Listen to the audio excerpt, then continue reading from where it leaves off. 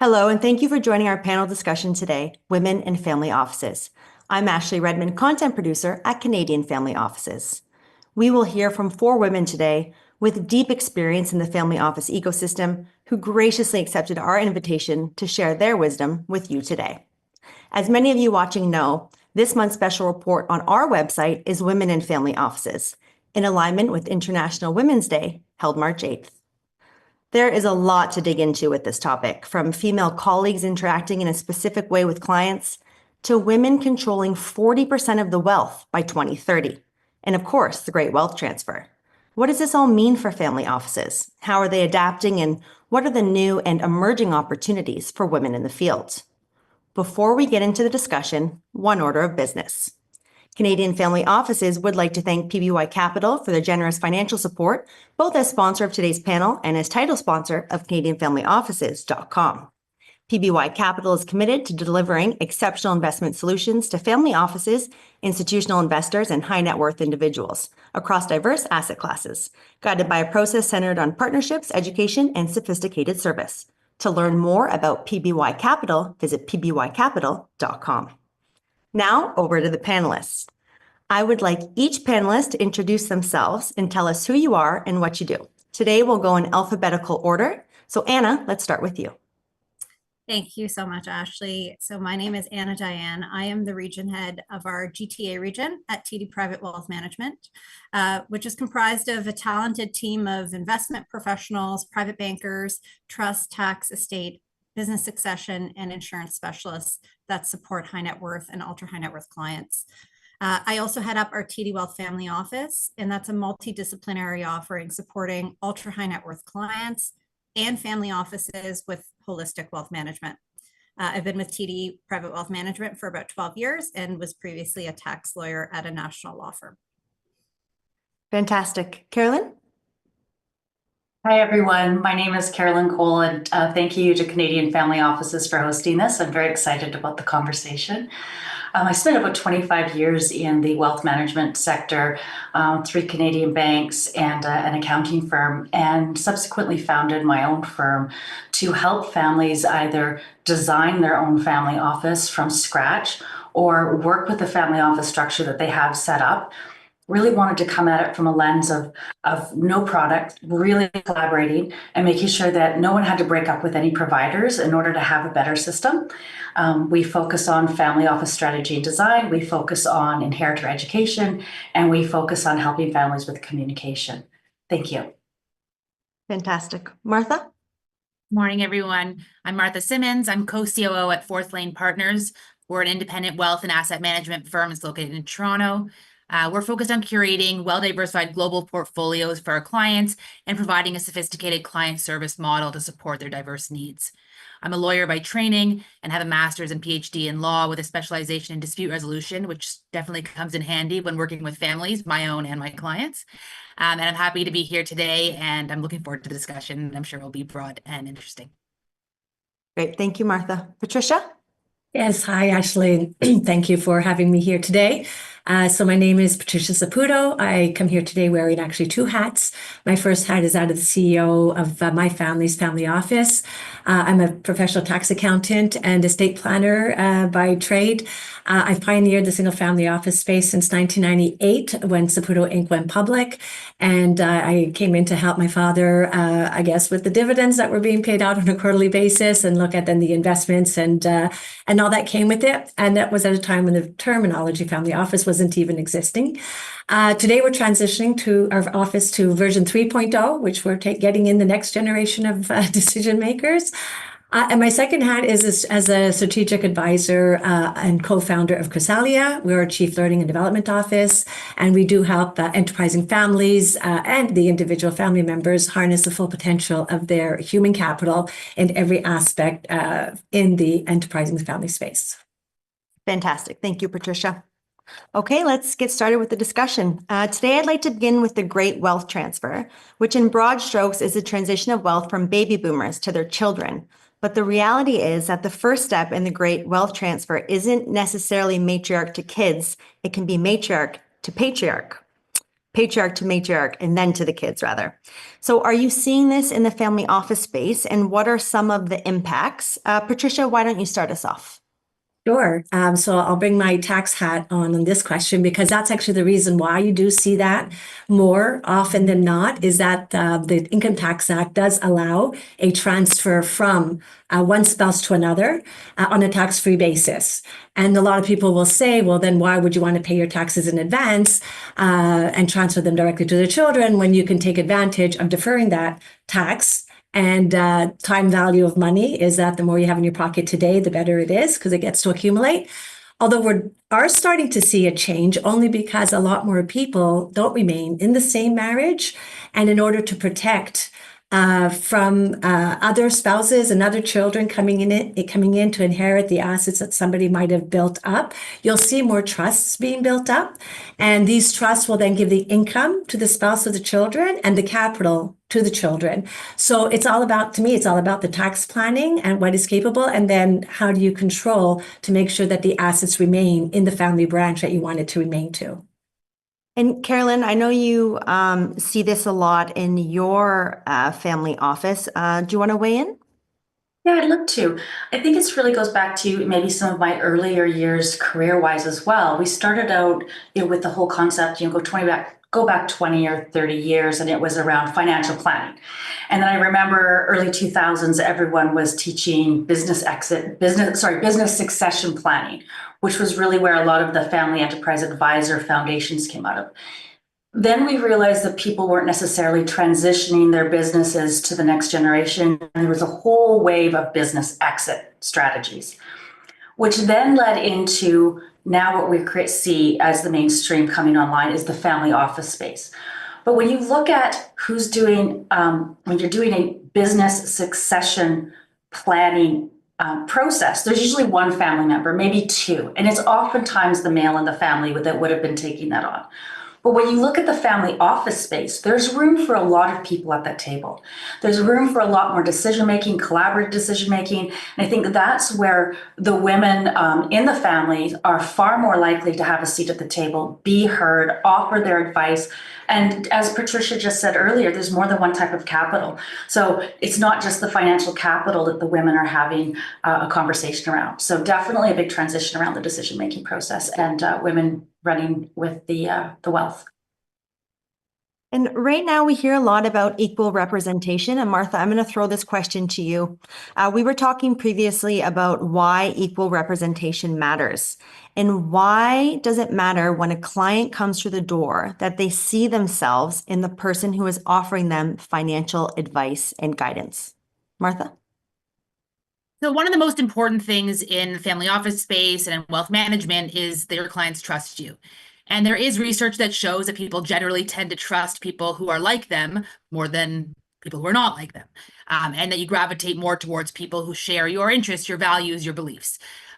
So I don't think it's exclusive to gender. I think it's important to have lots of diverse people around the table. And I also don't think it's only about, who you are. I think you also have to show competence and consistency and integrity and all those really important skills and attributes as well. But I do think it takes you one step of the way when you have something in common with your clients and you can really have those deep conversations and they can share some of their most, important secrets and things that they may have not talked about anybody else with, but is really important to the future of their estate planning and their legacy planning and so on. Yeah, that makes sense. And not to pick something too stereotypical, but if they wanted to talk about motherhood, that would probably be easier with you versus a male colleague. Yeah, and I think, listen, we've got men and women in our office, and people talk about lots of things, but I do find a lot of the women will talk to me about, about parenting or about schooling of children and things like that, where it may just not be the first topic of conversation that comes to mind with our male colleagues. And Patricia, what do you see in your office? Well, when you raise the question of equal representation or make that statement, the words that come to my mind are connectivity, understanding, relationships, credibility, shared values, legitimacy. Everybody wants to be represented. Everybody wants to ensure that their voice is being heard, even though they might not have a vote at the table, but at least having their voice. The younger voice may be muffled, Somebody might need to help them feel confident and be able to speak up and spread their wings. A lot of the times, the clients that come in, it's about, being understood and not passing judgment on them. Or it's about, I think you understand me and I feel like I trust you and that you care about me. So I don't know what I don't know. So how about you help guide me and advise me? And then sometimes it's giving them a sense of comfort or, trusting that they can't trust themselves to do a good job. So they'll trust, the advisors to do so. Or sometimes it's, you know what? I don't know this stuff. I don't understand this stuff. I don't like this stuff. I'm expected to, but frankly, I don't care to. So can you please help me? And they're just trying to lean on somebody else who can help them, figure out what their position is. And especially with the younger women that, you ask anybody, the financial literacy is always people turn to the male counterpart, even though they know maybe the female counterpart knows more than the male. So how do you then help them open up and say, well, no, you got this, you know this stuff. How do we help you feel more confident with your knowledge so that you could have a voice at the table and eventually one day a vote? I liked your line, younger voices may be muffled. That would be a good line of a next gen article. But we still need to do it. Okay. I'm curious about female colleagues that you see in action. And Anna, I'll throw this question over to you. Do you find at your office that female colleagues approach clients differently? Yeah, absolutely. I do think there are certain common characteristics that we see in the wealth management space when it comes to highly effective advisors, and that's really regardless of gender. Obviously, you've got to have strong wealth management expertise. That's the baseline. But really effective advisors, they tend to have really strong EQ. They tend to really be good at active listening and really good at building trusting relationships with clients. And then just doubling down on the family office space, the ability to manage family dynamics and bringing empathy to these conversations, that's another capability that we find is critical. Women do tend to, on average, excel in these areas. They do a good job of building trust. They do a good job of actively listening and effectively communicating with their clients. Maybe on a more practical level, in my experience, and I think Patricia was alluding to this as well in her previous answer, effective advisors will read the room in meetings. They're not going to use a lot of industry terminology. They stop. They see if participants have questions, if they're listening, if they're understanding. And I do think it's really important not to assume that because a client has wealth or that they've excelled in their careers, that they actually understand all the nuances of wealth management. And really effective advisors will take the time and explain things and pause for questions. Carolyn, anything to add to that? Yeah, it's interesting. I work with a lot of women, and I'm interested in a lot of the families that I'm working with right now are women, female wealth creators in significant levels. And I do think that there is a certain nuance. So first of all, what I've had to learn is that sometimes women, either clients or non-clients, advisors, are less comfortable with when there's a group of men in the room. And because I worked in a male-oriented workspace for quite a number of years in the wealth management space, I do see quite a difference in how open the female clients are to female advisors compared to where the female clients are to male advisors. There's just some kind of a different comfort there. I think that also females in this space, for whatever reason, are able to challenge or have more difficult conversations with strong, confident men in a different way. Now, I might be sticking my neck out quite far and generalizing, but it has been in my experience where a male colleague of mine could challenge a male client and it can become a kerfuffle. The way I say it or approach it, I think that male client hears it differently. I don't know why. But I think that sometimes there's less conflict there, which gives sometimes, I think, a female advantage in the advisory space, especially if there's tough conversations to be had. So I do think that women approach the conversations differently. The other thing I want to add, Ashley, is that when women in the workspace are working with very successful matriarchs and or patriarchs, but both, there's a big difference in between women being considered assertive versus aggressive. So this language around, can you be more assertive with your clients? Can you have tough conversations and it not be deemed aggressive? I think we've come a long way in the last 20 years in that space. And I think that the women in this family office space are holding ourselves to a high regard and doing really well with that. Okay, Carolyn, I want to stay with you right now because this question you sort of touched on in the previous answer. There's a stat that I was reading last month that says 80% of women change their financial advisor once their husband passes away. Do you see this in the family office ecosystem? So I'm really passionate about this because I was in the wealth management space for 23 years, licensed. And I remember back in the early 2000s, this exact stat came out and it was like, oh my goodness, 80% of women are moving their money within 18 months. And then I was reading the other day, 2024, the exact same stat. It's like, oh my God, what has happened? Have we not evolved with that? So I dug into it a little bit. And part of that is, if you look back in 2002, there were roughly 12% of wealth managers in Canada were female. In 2024, that's 11%. We're actually decreasing. If you add America into it, like the United States into it, it actually is a bigger decline. So we're seeing fewer women in that space.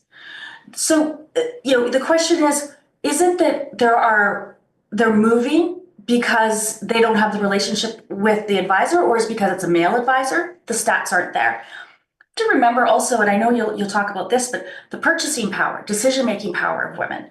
We have by far more decision-making at our fingertips than ever before. In the US, 70 to 80% of women are making purchasing decisions, where in Canada, purchasing decisions are made by 80 in the household. 80% of those purchasing decisions are made by women. So we're ahead of that in those stats. But it does go back to, why do they move? So I think, and this is an opinion, not statistical, but I think that they move for a couple of reasons. Number one, they move because, as you alluded earlier, this is a relationship base, right? I think Martha had mentioned that. This is all about relationships. And who interacts with me on a relationship is going to be very different than who interacts with my husband on a relationship. I'm not convinced it's a gender issue specifically. The second thing is, I don't know, but I would love to see stats. Are the female portfolio managers out there, are their portfolios growing faster than their male counterparts because of this? And I haven't seen that stat yet, but I would love to see it. So very passionate. Not a lot has changed in 20 years in this. Still a mystery as to why. Martha, anything to add? Yeah, I mean, I think it's a real shame, and it shows something about the advisor-client relationship if that's actually the case. It's more about building a relationship with the family, I think, in this area than it is building a relationship with maybe a single financial decision maker. And if you're an advisor and you're only having a relationship with who you deem to be the financial decision maker, then you're really missing the boat.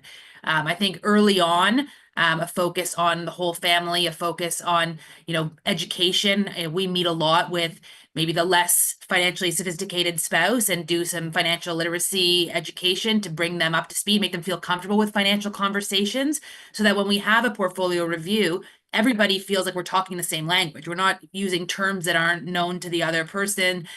They feel welcome. And I think if you make a whole family feel welcome, it's spouse to spouse, but then it's the children. And there's similar stats around, whether children change wealth managers when they get access to money. And that's also, such a shame, because knowing a family, you learn so much, and keeping an advisor for multi-generation is a huge asset to that family and to the way that you can really productively, move from generation to generation. So if we're constantly shifting because people don't feel comfortable, I think there's something wrong with with the whole system there. Okay. But I'm going to jump in again on this. I think this is fascinating. Really separating the concept of choosing a financial decision maker versus a relationship decision maker. So you might have a fantastic relationship between maybe a patriarch and a financial decision maker, but the relationship decision maker is the spouse. And so it doesn't matter how much, how great the returns are. If that relationship isn't there, you know, I cite my late mother-in-law, who unfortunately passed away, but she had said to my father-in-law, she said, you know, the second you die, I'm firing that guy. Now, the reality is she passed away first, which is unusual, but she was very blatant. He may get us great returns, but I'm done with him. Again, relationship versus financial returns are not equal. Yeah. Patricia, anything to add?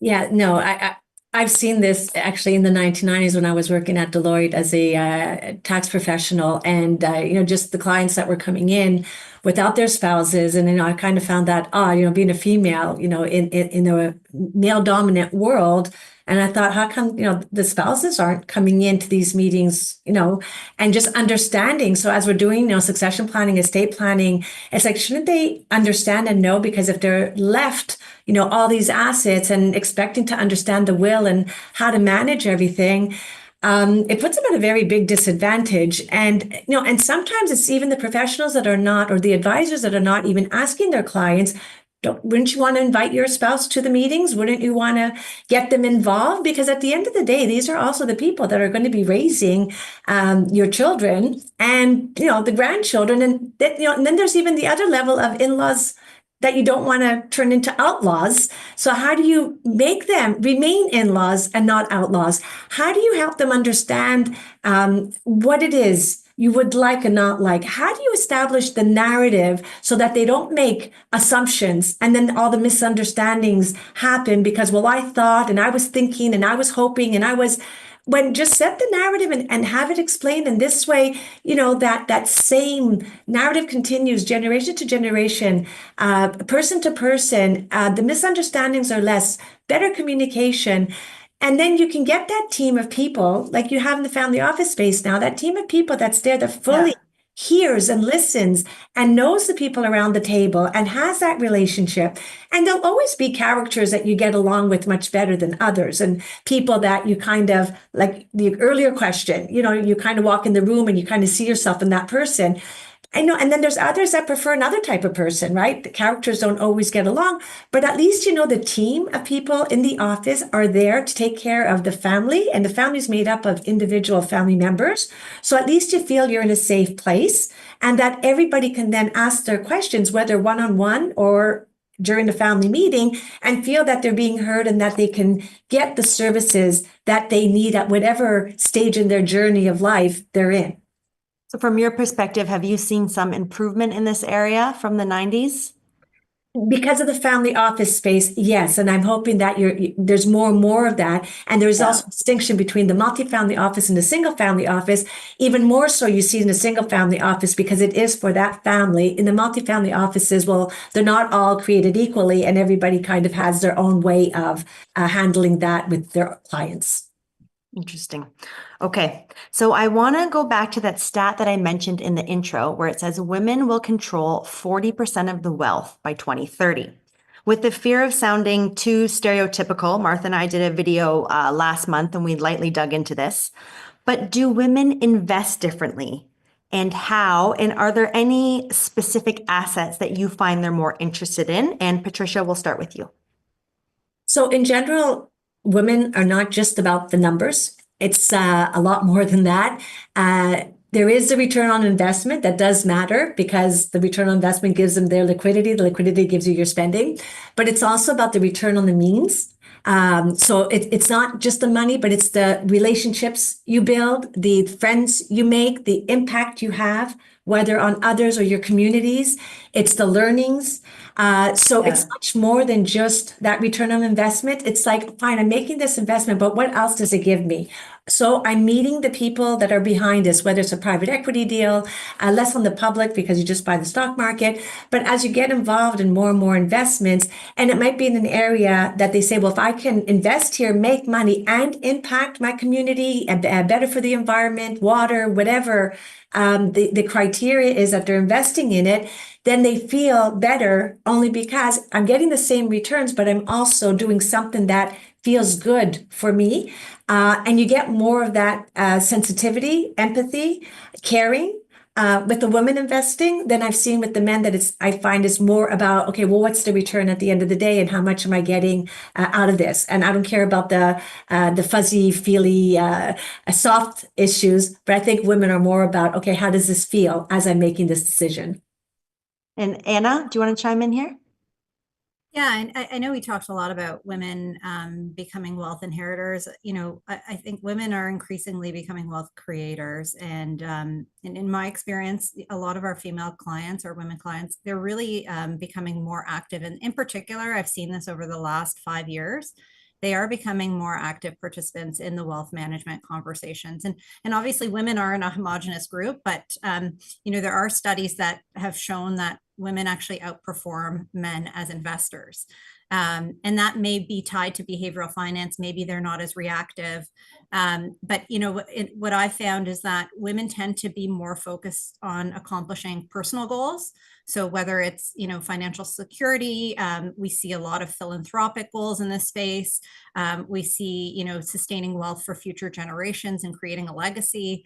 And on average, they do tend to prioritize capital preservation over significant returns. And similar to what Patricia said, we do often find that they prefer investing in a way that's aligned to their values. And that's where the whole ESG conversation comes out. So I do find that women do tend to lean in some of the holistic wealth management discussions. So estate planning, legacy planning, philanthropy, some of the family dynamics conversations. I do find also women tend to be quite detail oriented and they tend to ask really good questions. And where you do create the space for women to be able to ask those questions, creating an open environment, a safe environment, we tend to get really, really great active engagement and we tend to get really great questions. Right. Martha, anything to add there? I think a lot of it's been said. I mean, there has been quite a bit of research done in this area. So, who knows which stats to rely on and which not, but women tend to be more conservative in how they invest, and usually have a longer term focus. Anna was sort of mentioning that as well. And then when there's market fluctuations, women seem much more comfortable to sort of wait it out as opposed to rush to move things around. And so I think that all speaks to what has already been said here. And maybe it is really that focus on long term and the next generation and having long term goals as opposed to just what's my quick return, that fuels those sort of behaviors. But I want to say what I think everyone has said is that we can't just think that that's true of everybody. Like not all women are the same. And I think as we have more and more female wealth creators, especially in the tech space, that moves fast. Maybe they're more risk-seeking women. And so I don't think we can think of women as a homogenous group, but there does tend to be quite a bit of research that has been saying the same thing for a very long time. So we have to look at that seriously. And I was taking a look at the audience questions that were submitted beforehand, and a few of them had to do with younger women who are interested in getting into the family office space, as well as just financial services, more broadly in general. How do they get in? So what's one piece of advice you'd offer them? I was hoping we could go around the table. Anna, can we start with you? Yeah, I mean, from my perspective, I think this is an incredible time for women to join the family office space or the financial services industry. I think with women clients playing a more active role in their wealth management, there is a lot of focus in ensuring that we have representation from women on our teams. And, we see this across the industry, more kind of big teams that were traditionally male, they're starting to look for women to actually join their teams because they recognize that that's a capability that they want. In terms of advice, I would say take the time to hone your skill set, be curious, and make time in your schedule to network as much as possible. Okay. Patricia? Yeah, so for me, I would maybe start with defining the family office space, because there's many different versions and varieties of that. So understanding, there used to be, the single family office that really looked at one family or different branches of a family. Then there was the multifamily office space, which were offices spun out from financial institutions. Now in the financial institutions where Anna's coming from, that, it has its own type of family office.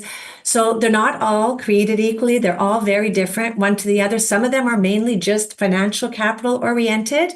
And there's others that look at the other sources of capital, whether it's the intellectual capital, the social capital, the human capital, the cultural capital, the symbolic capital. So there's many different sources, and they're all intertwined somehow, some way. You'll see more of that being intertwined in the single family office space, because you're really there to service the entire family, compared to as you get further away from that, it's not the entire family there. It could be just certain parts of the family.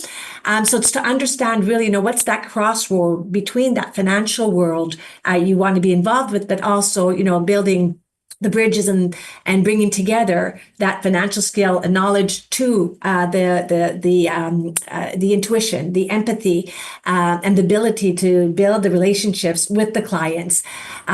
This is a lot of what I see in the single family office space, but it's also growing in other environments. So it's just to understand that they're not created equally, and ask the questions, what is it you're getting involved with? If you're going into the family office space, what kind of family office environment are you getting involved with? Martha? I think sort of feeding off of what Patricia was just saying, I think you have to follow what you're passionate about first. So, as you're coming up and getting your education and early working roles, whatever you're passionate about, you're likely to be more successful at. And the family office space is very diverse. I mean, there's lots of roles to have and lots of jobs to do and lots of angles that you can look at it from.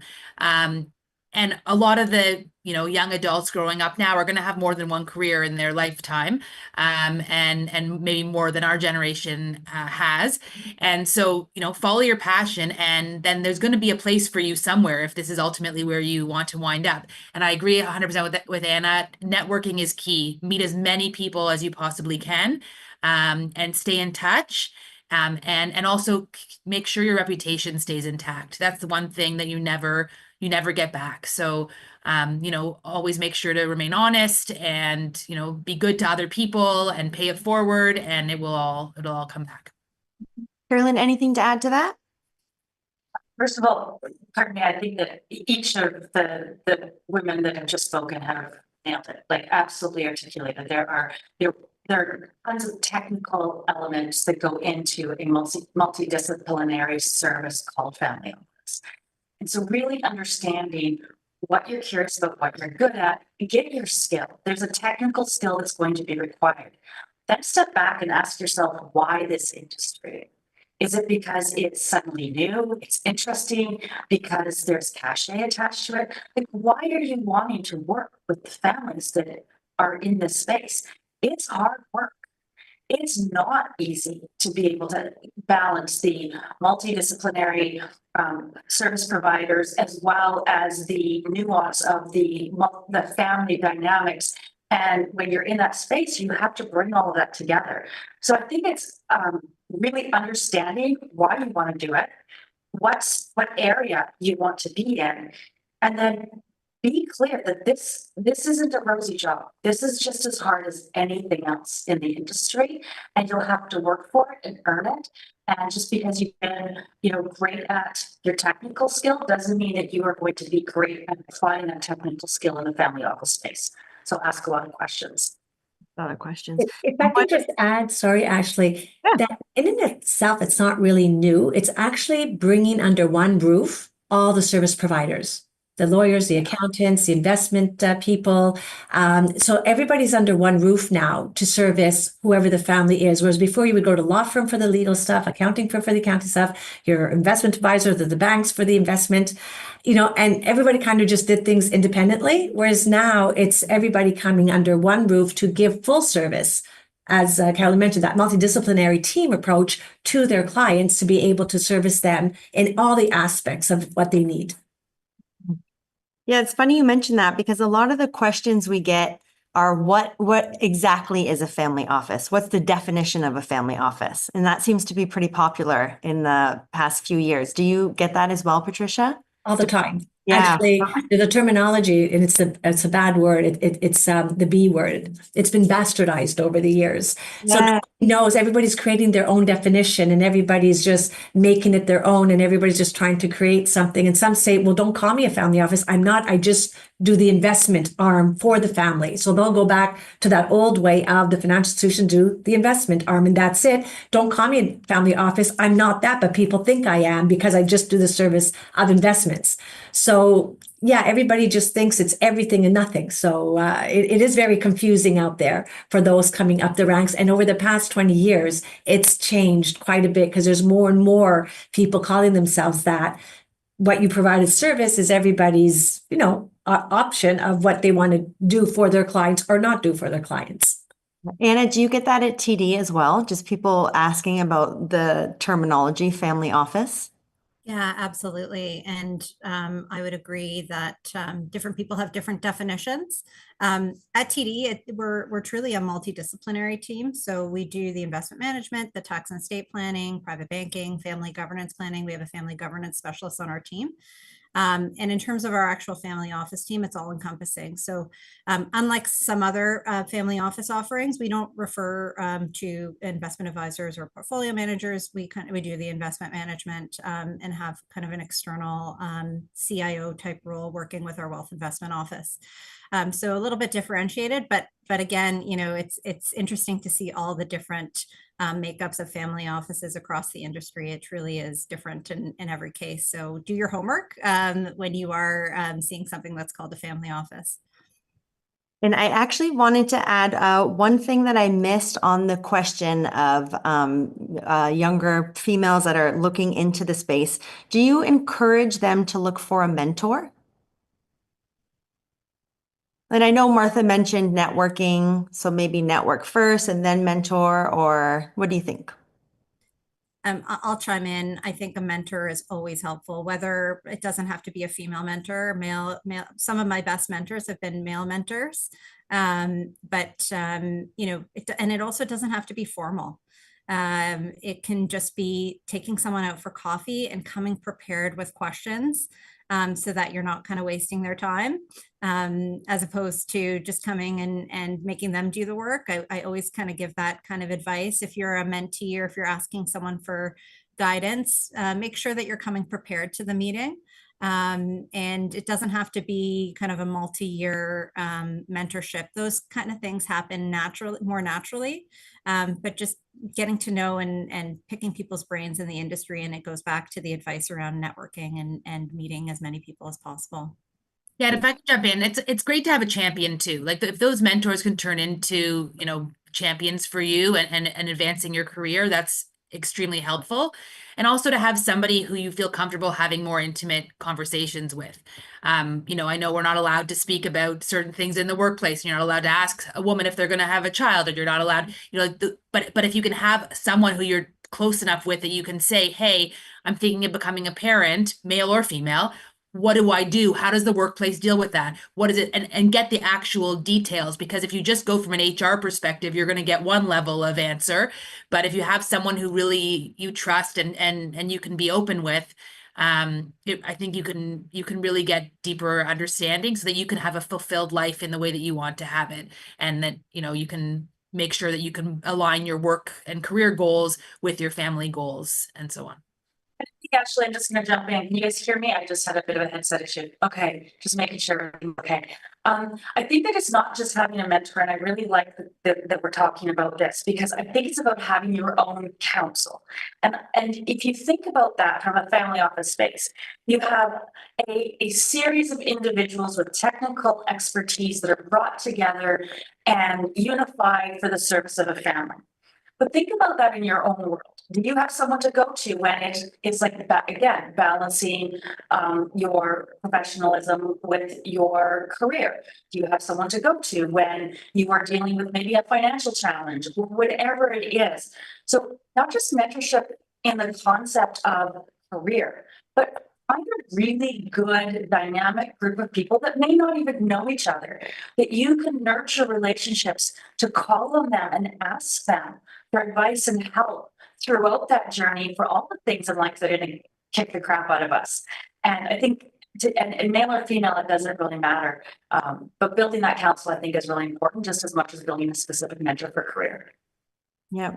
If I can just also add, when you talk about mentor, I mean, it's the difference between understanding the difference between a mentor, a coach, an advisor. There's different people you can reach out to, and it's understanding what do each of these people, what are you reaching out to them for? Understanding what are you looking for? What is the relationship about?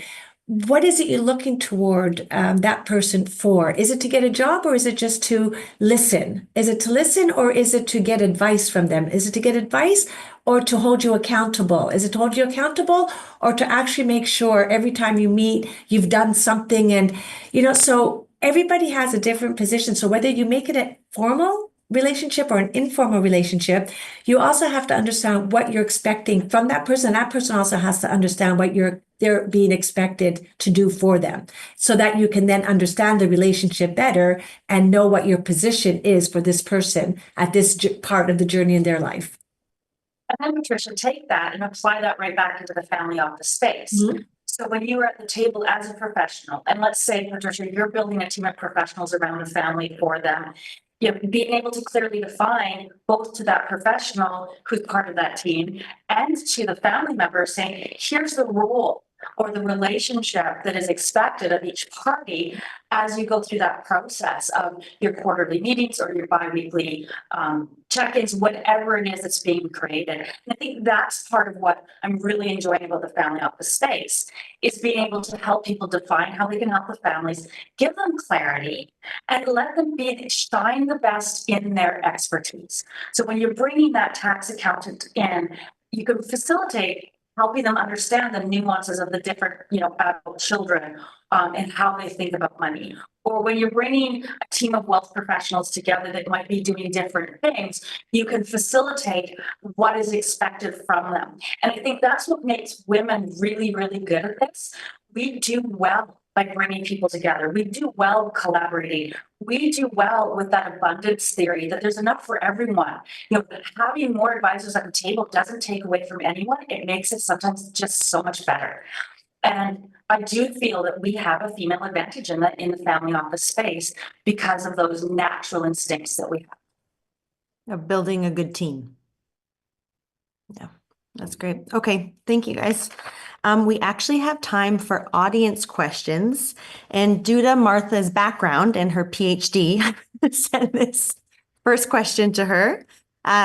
This was from Daniel, and it was via Gmail. So thank you, Daniel, for your question. So over to you, Martha. Do you see a role for conflict resolution experts and these type of advisors and coaches to help navigate the opportunities and transitions that they see coming in the family office space? Obviously, my answer is yes.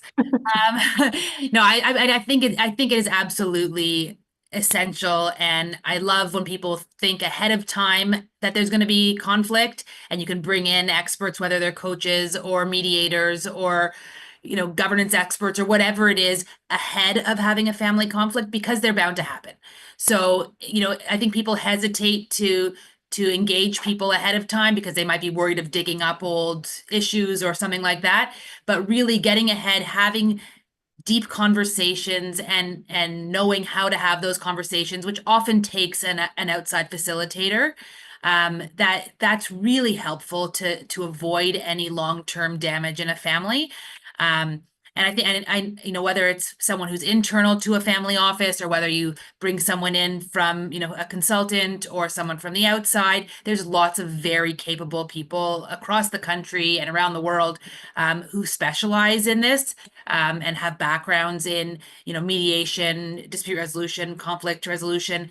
And I think it's really wonderful when families can think ahead and engage those kinds of people to support them and avoid the challenges going forward. If you've missed that boat and you're already within a conflict, it's still worth it to try to bring in external people before if worse comes to worse and it goes into a court or something like that, keep things confidential, keep things within the family. And it can be really helpful to bring in outside neutrals to be able to support that. Patricia, due to your experience in this field, I'm sure you have some stories that you can't share with us today, but what's your opinion on the role for conflict resolution experts in this space? So, I mean, this is exactly what Chrysalia does as an independent consultant. And because we deal with families and all the family members, there's obviously old relationships, that start when you're a child. Oh, you took my doll and you never gave it back. You stole my boyfriend. How dare you? I still didn't forgive you. I mean, there's always these underlying currents in a family that happen all the time. So what we actually start with is trying to understand where each of the family members have to understand what their winning conditions are and what the winning conditions of their family counterparts are, so that when they're having a conversation and people are starting to feel anxious and the anxiety builds up and it's like, you're one person in your natural state, but when you start getting poked, you become somebody else. And then the organizational psychology comes in and says, either you freeze, flee, or fight. Well, Einstein also said the definition of insanity is when you do the same thing over and over again, expecting a different result. Well, when each of the family members understands that when they're getting that feeling and what they're trying to really do is regain control of the situation, because now they feel they've lost control, and not because another family member is purposely trying to take away control from that family member. What they're actually doing is regaining control themselves because they're feeling like, oh my God, you're doing it to me again. How do you then make each of the family members understand? It's not because you're trying to get one up on me. I'm just trying to feel comfortable so we can continue having this conversation. So that's where we come in and just ask, do you need to take a break? Do you need 5 minutes? Do we need to discuss this further or create a safe word so that we can, say, okay, wait a minute, you're stepping on my toes. We got to stop here or else I can't continue. And then by understanding then when you start getting anxious and the anxiety sets in, then how could you set the table in an independent way that everybody then feels it's not at dad's office where all his people are, but it's at home neutral where we're all feeling comfortable. And once you set that table, then everybody feels nobody has one up on me. Nobody's feeling that they're trying to control me. Nobody's trying to blindside me. I'm really trying to take control of this situation so I can be here as a family member, contribute to the conversation, to the decision making, to whatever it is we're trying to attain. Because when families don't all have the same North Star in which they're following, it will fall apart no matter what. You cannot force everybody to follow that same North Star. If the objectives are not the same and the goal is not the same, and then I strongly recommend look at pruning the family tree and looking at the best way to divide assets or, go your different ways that doesn't make everybody feel like they've lost something. And then, the reputation of the family, the wealth of the family dissipates, whatever it is, that you can do it in a controlled fashion that everybody comes out positive. And it might, ruin family relationships, but so be it. At least this way, you can all do what it is you have to do and follow your own North Star, because you can't force people to follow your North Star.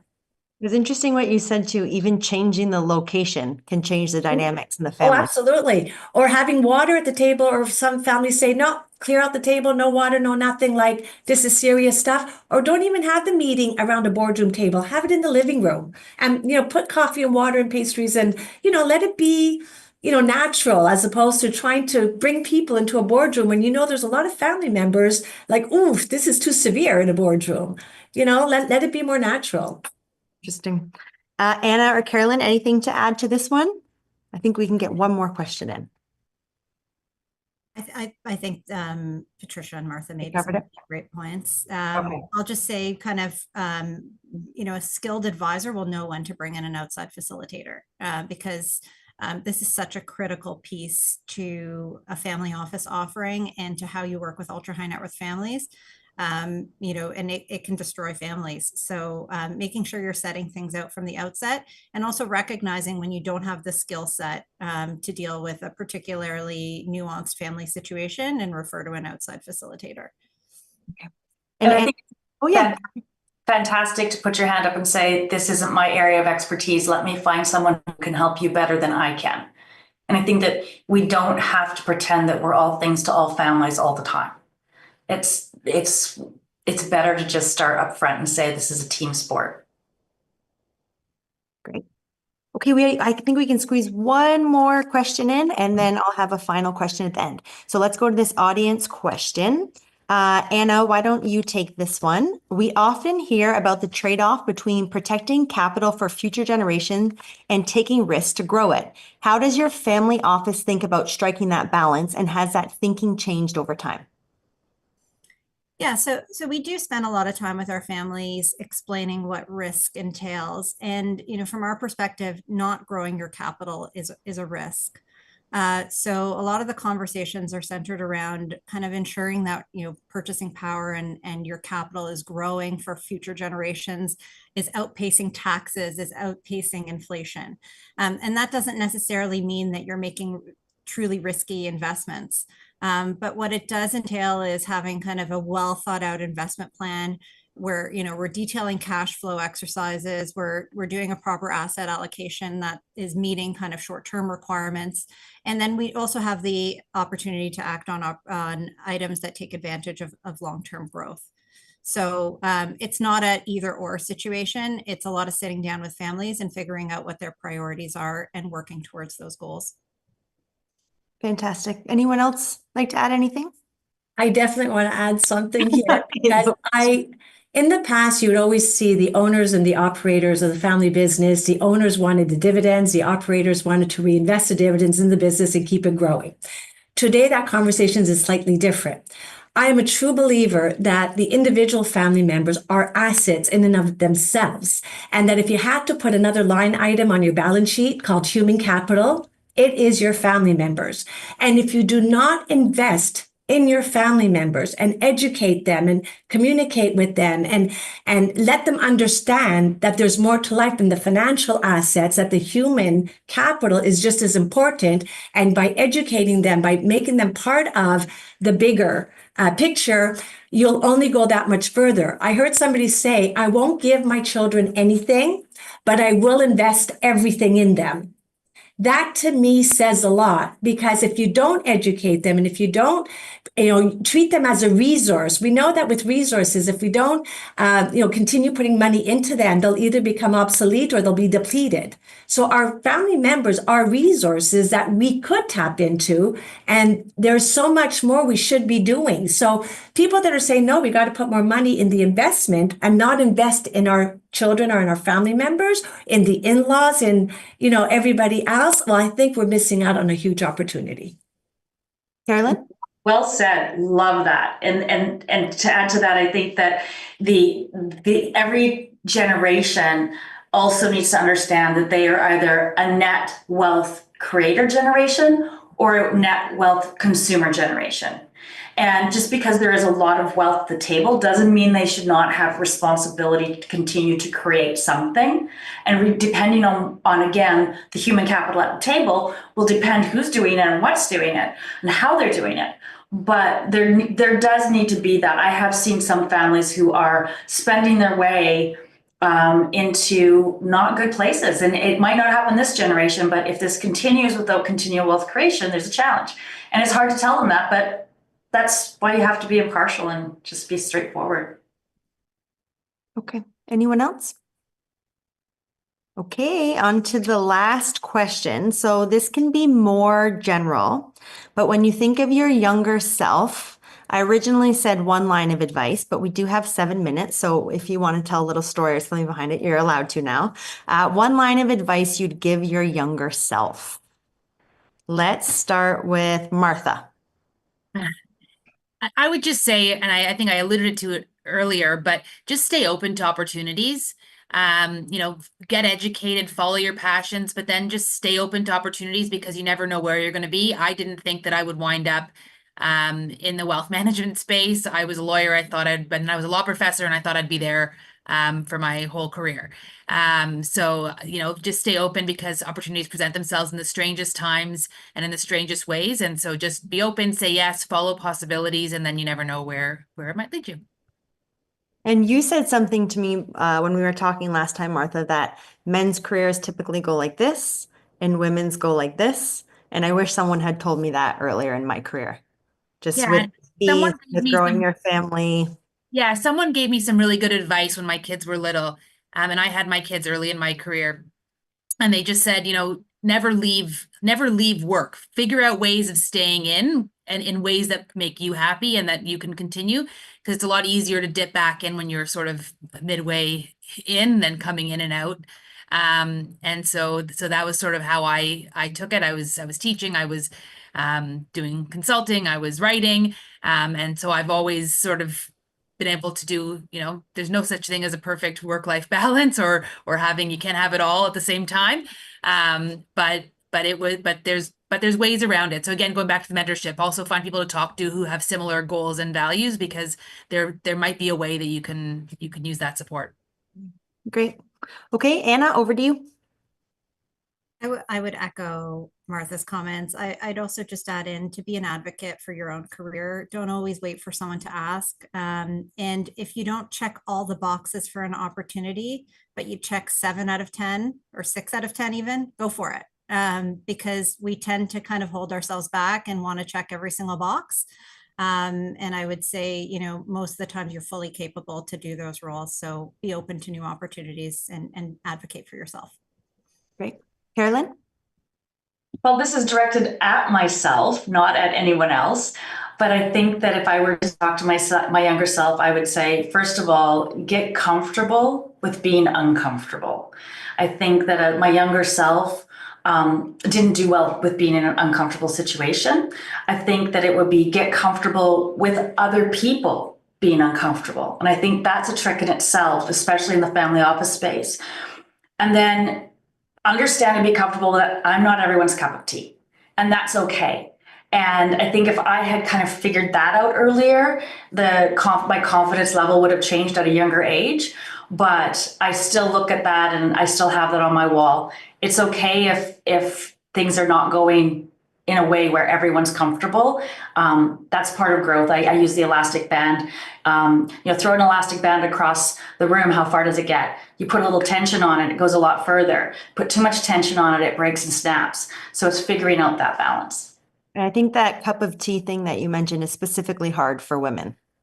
Yeah, we want to make everyone happy and we're pleasers by nature. And when you're not, I would receive career advice I remember a gentleman telling me that if you don't do this, this, and this, it's going to be a very career limiting move for you. And I look back at where his career ended up and where mine went, and I went, not so much. But, thanks for the tip. At the time, I took it to heart. But It was like, now I look at it and go, what ridiculous advice. But it did make me uncomfortable at the time. And I forged through and did what I felt was my true thing anyway. I don't think it hurt me that much. No, amazing. Okay, Patricia? Actually, but mine was very similar to Carolyn's, and it was keep extending outside of your comfort zone, because that is where you grow the most. If anybody knew me when I was in high school, would see me as a very introverted person and never spoke to anybody. There was no way I would ever be doing this with my old self. But the more you extend out of that comfort zone and that you get comfortable being uncomfortable, it's where you grow. It's where you start saying, well, I can do this. I can do this. Before you know it, you can do anything and nobody's going to tell you otherwise. And don't ever let anybody tell you otherwise.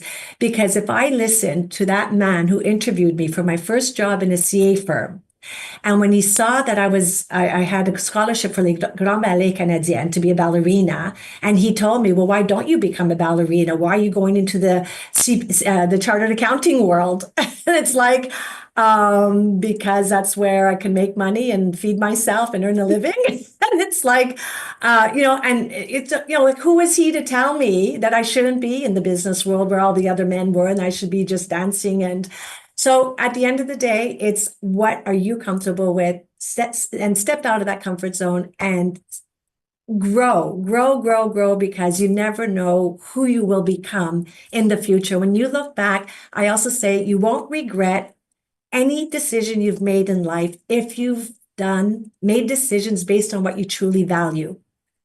Yeah. The values you've had when you were growing up and that your parents have always told you, and you always make a decision based on what you truly value, you'll never regret a decision you've made. Stick to your values. It's very important. Thank you, Patricia. And I can't picture you as introverted at this point. So you've done a good job. Okay, time is up. So I want to thank all the panelists and for everyone watching at home. The full transcript and video will be up on our website later this week. Check back for that on Friday. And otherwise, have a lovely day and thank you all.